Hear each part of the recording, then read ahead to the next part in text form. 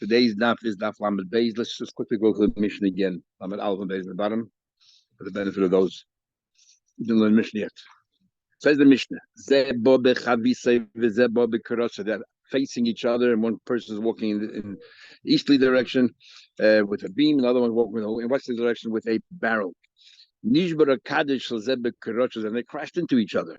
Potter, they're potter, because they're both equally culpable. So zedishus lahalach was zedishus lahalach. Both have permission to walk here, and then they are potter. Hoya, that's case number one. Case number two. Hoya bal hakoyrishon ubal hachovis ach. What happened to go one after another?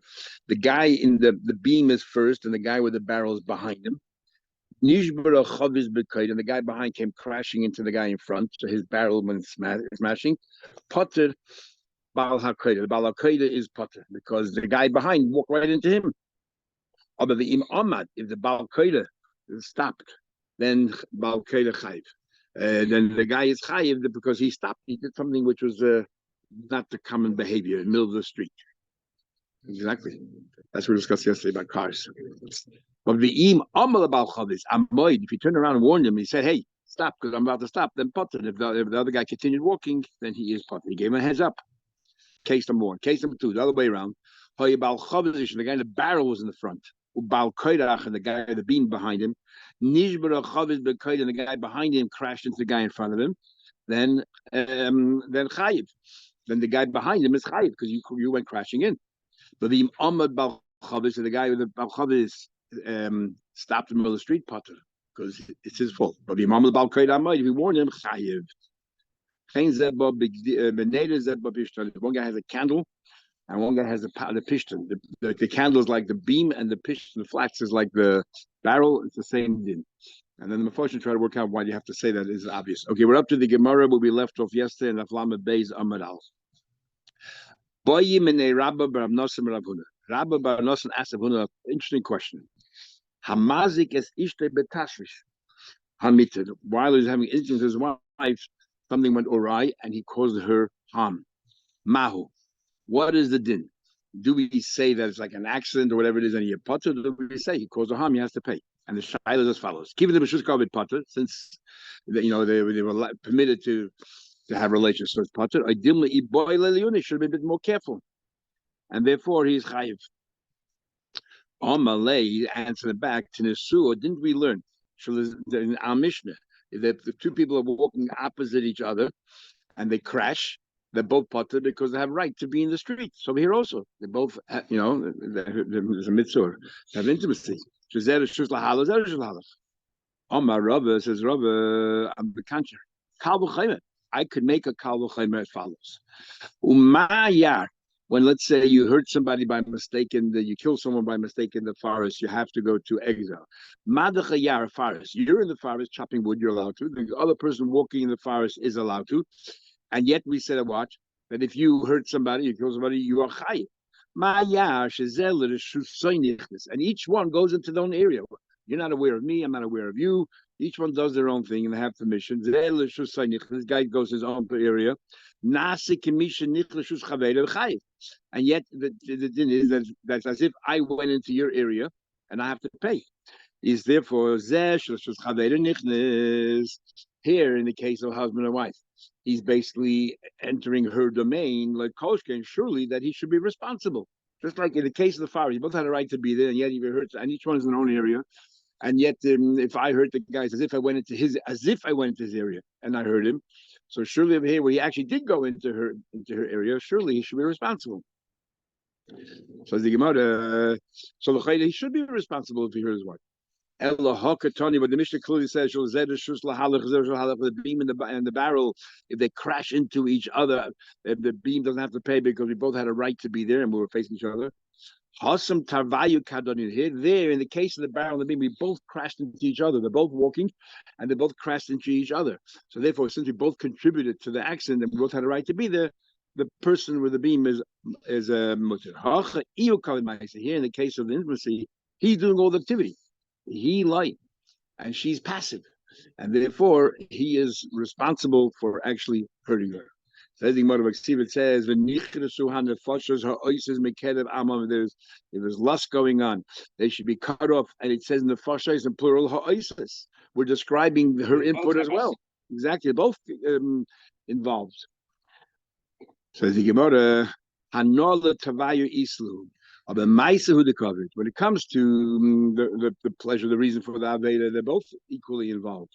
But when it comes to the harm, which is basically the activity, he's doing all activities. Like we have the expression given by Esther, Karka Oilam, but she's just passive ground. That's why she didn't have to be Moisa Nefesh by Achashverosh, because she was not contributing. She was Karka Oilam. She was passive. Fascinating. So the Gemara conclusion is that you have to pay. It's fascinating. Yam Shlomo. Sorry?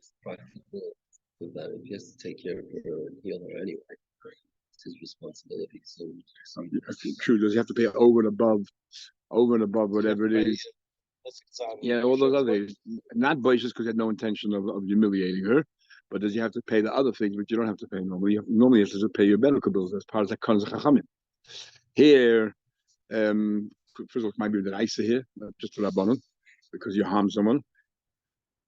It's a fascinating Yam Shlomo here. If you have a chance to look it up, the Yam Shlomo says here is a raya, not like anybody who thinks for a minute. Chas only says that you raise your hand against your wife. He says, and it's a long piece.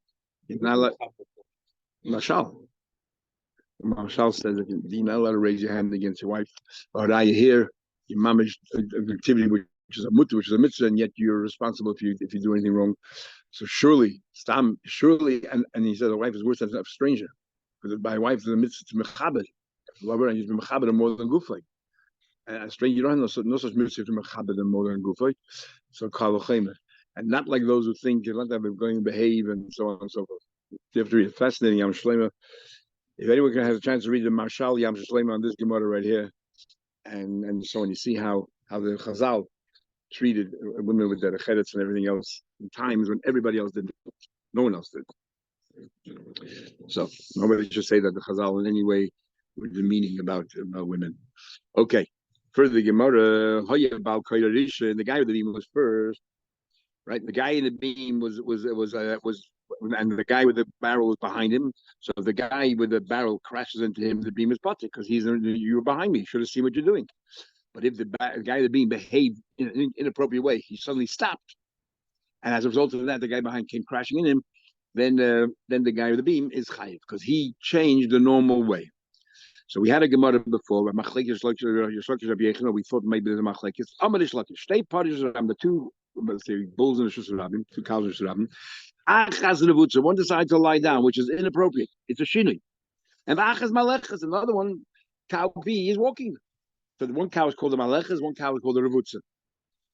If bottom malechas but revutza, the one that's walking gives a kick, a copper. So one's lying is potzer. Why? It's keren, it's not normal behavior. It's not just walking. He gave a kick because once somebody behaves inappropriately, a shini, and another one comes and does a second shini, you are potter. But he says if the revutza the malechas, the animal lying down, the revutza gives a kick to the animal that's walking, then chayavis. Before you already want to know what's the chiddush, and if it wouldn't be a revutza, if it would be walking, an animal gives an animal another kick. Generally, you have to pay. Okay, anyway, lema says the Gemara, lema misayele. So the supporting the shlakish is our Mishnah. Our Mishnah says, "Hey, the guy in the beam was first. The guy in the beam was first, and the guy with the barrel is behind him. And the guy behind him crashed in, potter. But the im amad balkoida, it says there, but if the balkoida stopped, in other words, he behaved, he's like the revutza now, he's not behaving correctly, and then he breaks the barrel, chayiv. So this is like the revutza giving a kick to the mahaleches. The revutza had no right to lie down, the balkoida had no right to stop, and he caused the barrel to break. So it's like the revutza giving a kick to the mahaleches, and we're saying over here, so it supports the second din of Reish Lakish, that revutza gives a kick to mahaleches and chayiv. Says the Gemara, the Tizbara, does that make sense? Hosayaya, boy, you think that this supports this issue of Reish Lakish? Loy Mistayid, not only doesn't support him, forget. I'll have a kasha from my mission to Reish Lakish. This first did. Because the only reason why the Rebutza has to pay the Mava'et is because he gave him a kick. The Bata. What happens if the Rebutza is lying there and the Mahalecha slips? the Malachas slips on the Ravutza, the Mela Potter. That's what it seems to Rish Lakish, right? The only reason why the Ravutza has to pay money for damaging to the Malachas is because the Ravutza gave him a kick.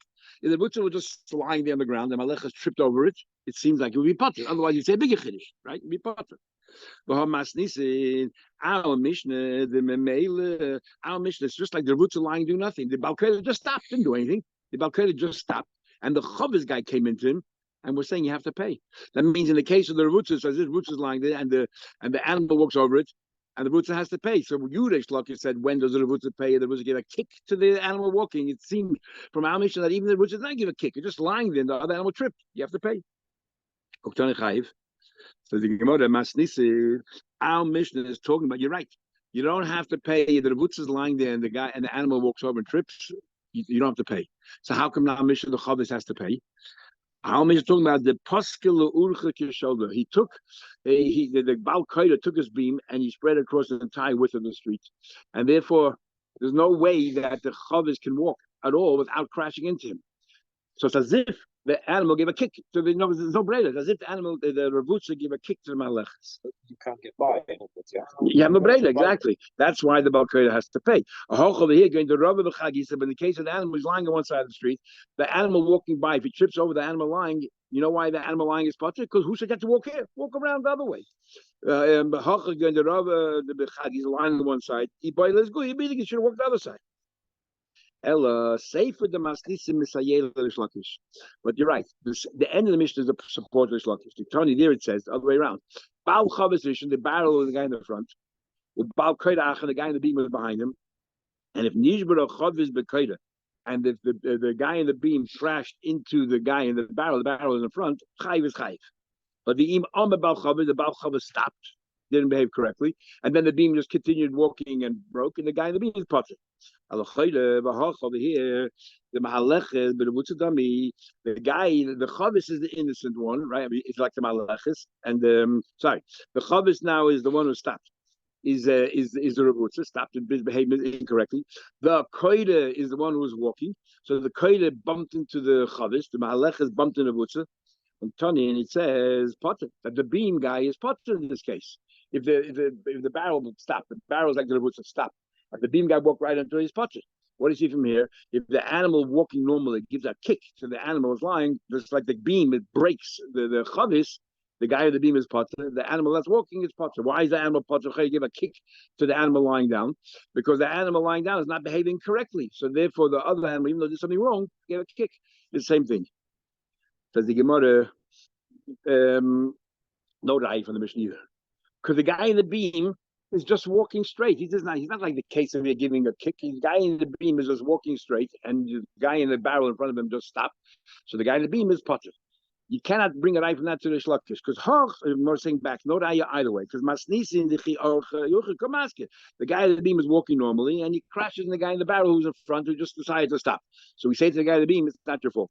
Over here, he says to him, by the cow, the guy, the animal lying on the floor can argue and say to the animal walking, "You gave me a kick. What for?" You're right. I had no right to lie down. The animal's talking to the animal. I had no right to lie down on the ground. So you could have walked on top of me. To give me a kick. Less of a sure. So you went out of your way to give me a kick. Who said just because I did something wrong, two wrongs don't make a right, and therefore it doesn't give you the right to go ahead and kick me. So we have no proof for the Mishnah one way or another. Next Mishnah, two people walking down the Shusarabi. Echad Rotz. One guy was running. The Echad one guy was walking. They're both running. The Ezekiel says they cause damage or so. They're both potter. Now, in case number 2, we can understand they're both running. Then they're both running, so you're doing the same thing. But in case number 1, where one guy's running in a public place and one guy's walking, they bump into each other. Why should it be potter? So we'll see in a minute. Says the Gemara, Masnisin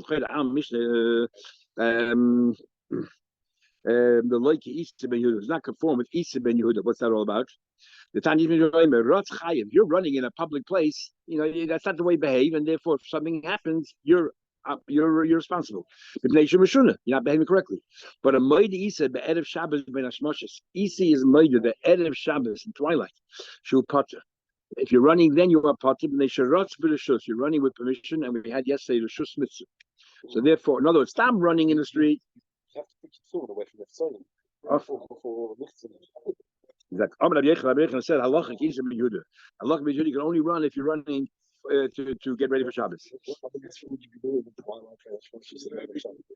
True. Rabbi Yechon say that we learned yesterday. But Rabbi Yechon halachic is tam mishnah. Halachic is always like it's tam mishnah. But Tanan and our mishnah says clearly, echad rosh echad mahalach. Even if one guy is running, doesn't say anything about a mitzvah, you're allowed to run in the street. So you want to know that Masnisin be'erev Shabbos bein hashmoshes. Our Mishnah is talking about running. The case of running is talking about dafke erev Shabbos bein hashmoshes. Mimai, how do we know? B'diktoni it says ho yishnei ratzim turim. Both of them are potter. Also lamali. What do you need? That last case you don't need madach if one guy is running and one guy's walking. You would think the guy's running, so that's fault. You tell me potter, you're allowed to run. So if both are running, of course they're potter. Shtecher of mal potter. Shnei ratzim both are potter. El hachakam. This is what the Mishnah says. One guy's running, one guy's walking. Potter when?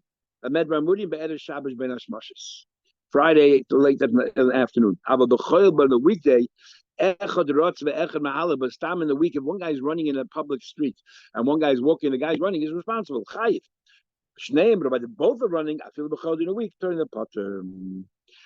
Now some say, even though it says it bein hashmoshes, it doesn't necessarily mean bein hashmoshes. It can mean any time in the afternoon. According to Mordechai, others it means any time in the afternoon after chatzos. We assume that he's running for a mitzvah of Shabbos. Bein hashmoshes here doesn't mean literally bein hashmoshes, but it means after chatzos. And unless we know otherwise, what about prior to chatzos? If he's running for Shabbos, even prior to chatzos is potter. But we don't make that assumption. After Chatzos, we assume that people are running, they're running for Shabbos, preparing, bringing food, there's enough time to cook, or whatever it is, doing something for Shabbos. Prior to Chatzos, we don't make that assumption unless we know for a fact. And in fact, they extrapolate from it any mitzvah. If a guy is running to do a mitzvah, then you're exempt if you're running in the street and you hurt somebody, you're potter. Says he much further. Why? So you're running with permission. My bishop is running with permission. What do you mean? My person was what permission? Chanina said he used to say to his talmidim every Friday afternoon, "Boyu, let's go the Nates and go out because Kala Malkasa. Let's go out and greet the queen, Kala, the bride, the queen." And the Mashal explained beautifully. It's based, predicated on a medrash that says that every day of the week has a partner. Sunday has Monday, Tuesday has Wednesday, Thursday has Friday. Shabbos said today, "Who's my Ben Zug?" Hashem said, "The Bnei Yisrael." And we are the chassan, and Shabbos is the kala. So we refer to Shabbos as the kala, and therefore we say, "Boyu, let's go v'neitze and go out and greet likras kala." And we know that Rizal and many, and we had the Gemara. They said go out in the fields to go out and meet the kala. But Amrila, others say likras Shabbos kala malk. So they would add the word Shabbos. I'm not sure what the argument here is. Rabbi Yanai Misatev would put on a talus. Because Omar, he would say boyi kala, which is what we say boyi v'shalom. Come kala. So the argument between Rabbi Yanai and Rabbi Chanini is: do we go out to the kala or do we invite the kala into us? We don't say boyu v'neitze likras kala. We say boyi kala. Come, we all turn around in the shul and we're greeting the kala as she comes to the chuppah. And we say it twice because first you invite her to the chuppah and then you invite her into the house. So there's two stages. So we say boyi kala. And with the answer, sorry. That's why I say balachash. We don't know. Others have a minig when they say boy chala, they actually go away from their seat and they move towards a few feet towards the door. And that is not just to greet the kala; it's actually to be yitzid boy v'neitze. Let's leave our place to the kala. So they go out of their seat, they go a few feet forward, and greet the kala. Yeah, you would never exactly. Exactly. This is the beauty of Gemara. If somebody said we would find the social saying, boy, whatever, you would never imagine it's a little Bava Kama, cows, gory cows. That's it. Anyway, let's continue the Gemara. Somebody, let's say, is chopping wood in a public place. It splinters when the fragments went flying, and it hurts somebody in a private place. somebody else's place. Or Bishus Yachid, you're standing in a private place, your own private place, and he just has some piece of one flying into the street and hurt somebody. Or Bishus Yachid, you're standing in a private place, he's in Bishus Yachid and went to somebody else's Bishus Yachid. In all three cases, Chayiv. Gemara says, I mean, we know the principle. You're doing something and it flies, you're responsible. I have to give us three different examples. So Gemara Tzricha, we need all three examples. Why? The Tana Hamabakeh Bishus Yachid, you chop Bishus Yachid, the Hizig Bishus Rabbi, because damage Rabbi. I would say Mishum the Shchichi Rabbi. I would say, you know why? Because you should have known. There's so many people walking there. What are you standing so close to Rabbi and you're doing it? Wait till, at night when nobody's around. But when you're standing to Rabbi, when you're chopping wood, and there's just nobody really there. The Leishchichi Rabbi, there aren't too many people there. Maybe he's not responsible. It's an accident.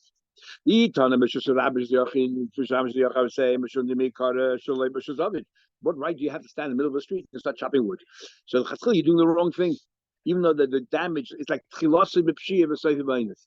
though the damage ends up in a private place, but you did something wrong in the first instance. If you, but you would have thought if you're standing in your own house and you're allowed to chop, then a piece of flying rabbi, maybe you're not responsible. The b'shus of it, you've been mission aim alike. If it says these two cases, I would say here you knew that it's people in Rabbi. Why are you standing next to Rabbi and chopping wood in your house? Or or you standing next to Rabbi and chopping wood, you know it's the wrong thing to do. You're standing in your house in your backyard, you're allowed to chop wood. And a splinter went flying to the next property and hurt somebody there, which hardly, usually there's nobody there. The you have permission, nobody's really there. Maybe you're not responsible. Therefore, we need it. To say that in all three cases, you're responsible. Somebody learned. If somebody went into a store of a carpenter, so case number one is you went without permission. The nitze bikas and then a piece went flying. This carpenter was chopping something and a piece went flying. And it smacked him on his face, and he died. Potter, you had no permission to go in, so therefore, if he killed you, these Potter don't go to Golis. It's not even a shaygig. You had no right to be there. It's not like a case of a forest where you had a right to be there and he had a right to be there. In his shoes, but without permission, so he is Potter. What happens? The stories of yeah, the truth. But it says it's Leibashus. So for whatever reason, maybe there's a sign closed. Birshus, it's a store, and the guy walked in, it's open to the public, and then you hurt somebody and he killed him, then chayiv, then you are chayiv. My chayiv, what do you mean chayiv? Well, it depends. If you killed him, you chayiv golus. And if you didn't kill him, you just harmed him, sorry, get goes in. Chayiv b'dal dvarim. If you harmed him, you have to pay the four things. You have to nezek, tzar, and replay Shabbat. You don't pay baishas because we said a number of times already. Baishas only you intend to humiliate the person. What do you call it? So in the first case, when you came without permission, I don't pay tzar, replay Shabbat because you had no right to be there. And I had no intention of harming at all. But I do have to pay nezek. The fact of the matter is, in the first case, because that petzatach potza, adamu la'olam oinas keratzim. So if a guy walked into your place without permission and you hurt him, you still have to pay only nezek. Okay, so if he came with permission and you're chayiv golas, but you don't have to pay the four things. Why not? Why do you pay the four things? At the end of the day, it's my property. But it's not not like a forest. In the case of the forest, your property, the area in the forest you were there is yours. The area in the forest where I was standing, the mazik, is mine. Mashenkin in the chonus, even if you have permission, it's my chonus, it's my store. So it's not like the example the Torah gives, which is you're standing in a forest and a piece of flying. Each one has their own right to be there and have their own place. Here you came into my house. Omar says, Rabbi, I don't understand the other way around. Maya, we had this just before. Your Rabbi likes his yard business. Maya, just madach forest. You went in with you thinking, this is my area, this is my area. Nasa commissioner had a right to be in the forest. I had no idea you were there. And yet, if my piece went flying into your ears, as if it intruded, it went into your area. The goyla, yet I have to go to golas. like Koshkein. Surely when you came in with permission into my store, surely, and I heard you, surely I have to pay. Sorry. In the case of what do you call it? When he came in without permission, so he went in there on his own. Surely I should go to Golis. In the case when he came in without permission, it is surely I should go to. Why do you say Potter Golis? Surely I should go to Golis. Says the Gemara.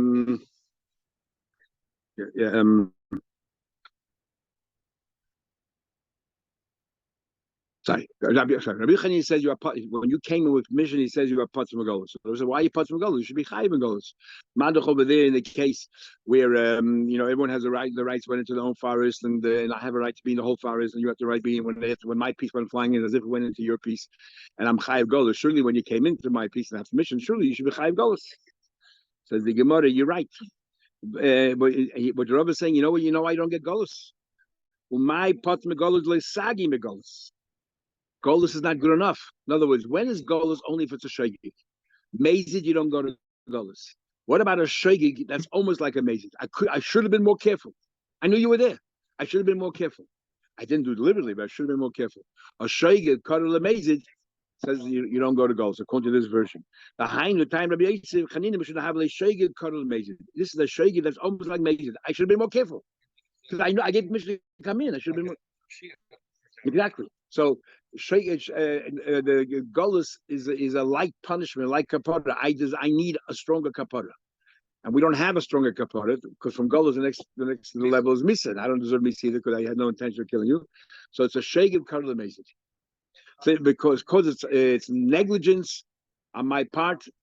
Golus, which is known as an atonement, won't atone me for my sin. So therefore, I don't go to Golus.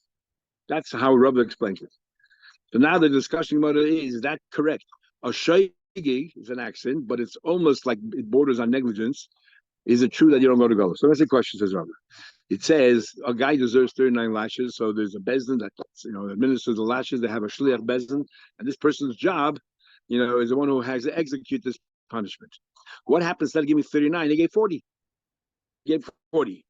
So the din is if this shliach bezin added by mistake one more malchus, and as a result, the mace he couldn't take more than 39, and you gave him a 40th, and he died. He goes to exile. There's a shliach bezin. The question of a the shei kalamezru, the chayda it's a shei kalamezit. Why? You could have counted. Be a bit more careful. And the boy Daita, he should have known the Maisa Inche B'chadr Tzur. The Taylor says 39 because maybe that's the maximum a person can take. Every lash is compounding, and every additional lash you have no idea what kind of effect it has. So you should have been very careful. And you gave 40. That folly is sort of borders on negligence, and you should and the dinner you go to Golus. Why? You just said Shogeg Karul Amazing. You don't go to Golus. He miscalculated. He miscalculated. It was like a mistake. Yeah, something like that. Says the Gemara, Rava went ahead and smacked it Rav Simi bisandale. Either he hit Rav Simi on Rav Simi's shoe, or Rava took his own shoe and gave a kick to Rav Simi. And he said to him, to whom money? What he says better than one who stands and counts. He's busy administering lashes. What time you learn? God, it's the Av Bezin who counts. The Hasheni Moina. Sorry, the Av Bezin one who reads the pasuk, and the second guy is one who counts. And the third guy says to the Shli Bezin, hit. So if you're saying it's a mistake, you're blaming the Av Bezin. The Torah Daina. Gufa, you're right. The Daina made the mistake, and the Shli Bezin relied. No. He counted. He missed the number, and so the Bezin really should be an einus in this case. But yet we call him a shogeg. So he's no longer a shogeg. Karel Meis is not his fault, but maybe he should have counted as well or something. So he is a shogeg. Interesting. Should really be an einus. Others want to ask if ain't shliach dvar aveda, but if I send you to me an aveda, I never expect to lose to Hashem. But if you had no idea, I told you, bring me that animal there, it's mine. And you thought it was mine. Should not be, it was a stole. It was not mine at all. You stole it. So there is a connotation and others. Yes, shlich v'areda, because you can't say, "Oh, I thought you wouldn't listen to me." Why? You thought it was your animal. So over here, the shlich bezin, the shlich. That's what he is. If the dayan said hit, It's just an extension of the exactly. So the dayan should get goldus or malchus, whatever it is that you have to get. And someone actually learn pshat. It doesn't say that the shlich bezin gets malchus. It says he goes to goldus. Maybe taka the av bezin should go to goldus, but it doesn't really seem so. Makes sense. Another question. I thought he's having a shot. I throw the stone and he killed someone. Now, this isn't just an ordinary accident. You know that full of people there. This borders on negligence. The boy he should have realized that in the street a lot of people look funny as he goes to Golos. Doesn't that disprove Rava's idea that a cut of Lemezi doesn't go to Golos? This is a case where it's mamish shagig. He was breaking down his wall. Said the Gemara, he should. So what? He's breaking his wall on his property, but he should have looked around in the street. What's going on? Laila was nighttime. But like Nami Boiluna, so what? What can I choose that? You should also be looking around. The say says he was his wall was facing a garbage dump, a tip, and he broke it there, and it turned out to be somebody was standing there, and got killed. So it's a shagig. So let's analyze the case. This garbage dump. Either is full of people that are mazer, then again, it's your fault. You know that people there and you broke the wall and somebody got killed. Of course you're responsible. Nobody usually goes there. It's not a shagig, it's an ayinus. How was he supposed to know somebody's going to be there? Some homeless person they slept there. This is on ash, but generally at night they clear it. The Eina Asuna Lefan is Bayam, but they don't normally clear it. That talk about people wise. People go there to the bathroom, for example. So at night, when nobody can see, people go there. So there are people there at night, but nobody goes there during the day because it's broad daylight. People can see, so nobody goes there to relieve themselves. But the Ika, the Mikra, the Yasib, it does happen. Sometimes people go there during the day, but very rare. Mazid Lahabit, and this happened during the day. So you can't call a Mazid day in a Nobody generally goes there during the day. Honest Nami Lahavi. But nor can you call him an ayin is the ika the mikra v'yasa. You know that from time to time you should have been careful. So that's version number one, where Rava says that a shagig karev lemezid, you don't go to Golos. It's bordering on the living. No, it's your fault. You don't go to Golos. So the mother Papa must made it over, but a Papa name it over Masni Aresha. He learns it. That Rabbi Yisrael's comment is actually on the first part of this halacha, where he had no permission to go in. You had no permission to go in. And the Nutzal Bekas and a piece went flying, the Tavkal hit him on the face, the mason died, Potter, you are Potter, you are Potter. You don't have to go to Golos, it's not your fault. The guy had no permission to go there, you know, to make expectations. You still have to pay for the four things, if the guy didn't die. Potter Megolos. And you are Potter from Golos. So man, the master sefer, the one who says that in the sefer that you are potter from Golos, then Kolskin Aresha, then surely you're in the Resha when you had no permission to go there. Surely you're potter from Golos.